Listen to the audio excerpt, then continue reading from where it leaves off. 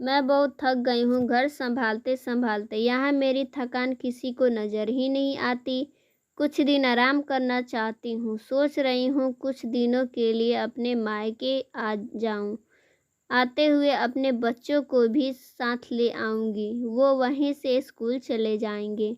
आखिर एक ही शहर में ससुराल और मायका होने का कुछ तो फ़ायदा मिले। मेरी ननद ने फ़ोन पर मेरी सास ने मेरी ननद से कहा, हाँ बेटा, जब तेरा इच्छा हो आ जाना। आखिर ये तेरा भी तो घर है। ठीक है माँ, तो मैं कल ही आ जाऊंगी। मेरे सास खुश हो बोली, हाँ बेटा, कल आ जाओ। मैं तुम्हारा इंतज़ार करूंगी। अभी मैं फ़ोन रखती हूँ, मुझे मंदिर भी जाना है। मेरी सास ने फ़ोन रख दिया और सीधे किचन में आ गई। किचन में खाना बना रही थी मैं। मेरी सास आते मुझसे बोली, अरे अनुपमा सुनो, कल तुम्हारी ननद आ रही है। आज बाजार जाकर फल सब्जी और मिठाइयाँ ले आना। बेचारी मेरी बेटी ससुराल में नौकरों की तरह काम करती है और उस पर कोई ध्यान ही नहीं देता। यहाँ आएगी, कुछ दिन रहेगी तो उसके तबीयत अच्छे रहेंगे। सास के मुंह से ऐसी बातें सुनकर मेरा चेहरा उतर गया। मैं मन ही मन सोचने लगी, काश आपको मेरी थकान भी नजर आती। मैं भी दिन रात झाड़ू पोछा बर्तन खाना बनाना मार्केट जाना और हर वो ज़रूरत काम करती हूँ जिससे हमारे परिवार वालों को कोई दिक्कत ना हो।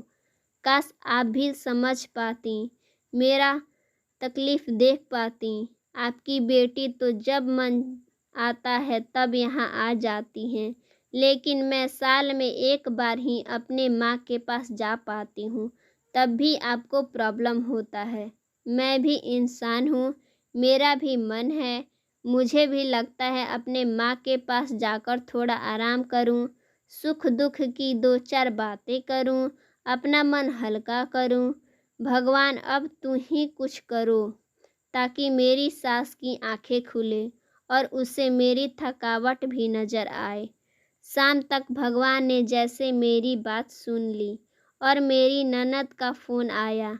ननद ने अपनी माँ से कहा, माँ, मेरी सास मायके आने के लिए मना कर दी हैं, इसलिए इस बार मैं नहीं आ सकती। मेरी सास बोली, ऐसे कैसे मना कर दी? पहले तो कभी वह तुम्हें आने से नहीं रोकी, इस बार भला क्या हो गया? लाओ मेरी बात कराओ, मैं समझाती हूँ। मेरी ननद ने फ़ोन अपनी सास को दिया। मेरी सास जी ने कहा, नमस्ते समधन जी, आपसे कुछ कहना था। समधन जी ने कहा, कहिए। दरअसल कल त्योहार है, इसलिए अपने मायके आना चाहती है मेरी बेटी। अगर आप उसे भेज देते तो अच्छा रहेगा। मेरी ननद की सास ने कहा, देखिए समधन जी, आपकी बेटी मायके जाकर रहे, इस बात से मुझे कोई ऐतराज़ नहीं है। इस बात से हमें कोई प्रॉब्लम भी नहीं है। लेकिन कुछ दिनों पहले मैं आपके रिश्तेदार के शादी में गई थी। वहाँ आपकी बहू की माताजी से मिली। उसे गपशप में के दौरान उनसे बातों से पता चला कि आपकी बहू साल में एक बार ही अपने मायके जाने को मिलता है और वह भी बहुत कम समय के लिए। मुझे लगता है आपको पहले अनुपमा को उसके मायके भेज देना चाहिए और वह जब मायके से हो आएगी तब मैं आपकी बेटी को आपके पास भेज दूंगी। एक बहुत ज़रूरी बात बोलनी थी आपसे, आपको समझ लेना चाहिए। आपको अपनी बहू को भी बेटी की तरह प्यार देना चाहिए। उसे भी मायके जाने की इच्छा होती होगी। हो सकता है आपकी बेटी के वहाँ जाने से आव भाव करने के लिए आप उसे मायके नहीं भेजती होंगी, या फिर वह आपसे कुछ कहने से डरती होगी। अगर आप उसको घर में ही कैद रखेंगे तो एक दिन ऐसा आएगा जब वह आपके खिलाफ बोलेगी, फिर वह आपकी सुनेगी भी नहीं और जब चाहे वह अपने मायके जाएगी।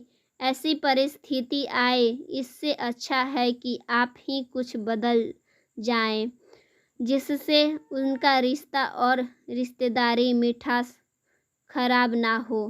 प्रवृत्ति को अपने संबोधन के हर एक शब्द में सच्चाई नजर आई। उन्होंने महसूस हुआ कि उन्होंने अपनी बेटी प्यार के अंधे होकर उनकी अपने बहू पे विचार नहीं किया। उन्होंने हमेशा ही अपनी बेटी को अपने बहू के ऊपर समझा। दूसरी तरफ मेरी ननद भी मेरे सास और अपनी सास की बातचीत को सुन रही थी। इससे रियलाइज उनको हुआ कि अपनी भाभी के साथ ठीक से बात नहीं करती और जब जब वह अपने मायके आती तो भाभी थोड़ा उदास रहती थी। मेरी सास मुझे बोली और मुझसे कहा कि तुम कुछ दिनों के लिए अपने घर चले जाओ, तुम्हारी ननद नहीं आ रही है। यह सुनकर मेरे चेहरे खिल उठ गए, क्योंकि यह पहली बार था जब उनकी सास ने मेरी सास को समझाया और मेरी सास ने मुझे अपने मायके भेजने के लिए तैयार हो गई। अगले दिन मैं अपने मायके गई।